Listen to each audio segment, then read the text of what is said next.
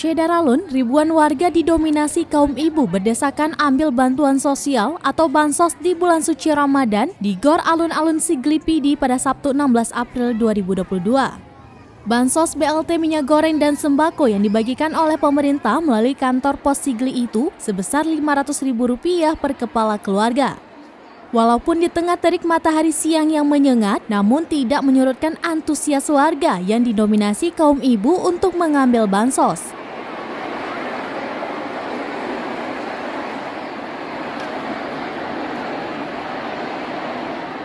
Di pintu masuk GOR, sejumlah kaum ibu duduk berdesakan untuk antrian mengambil bansos.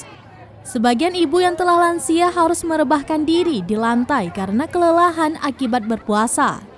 Selain itu, suara tangisan bocah di gendongan ibunya terdengar di kerumunan warga yang berdesakan di GOR Alun-Alun Sigli.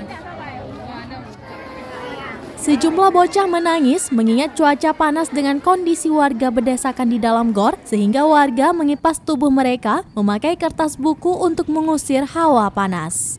Dari Sigli, Muhammad Nazar, Serambi On TV.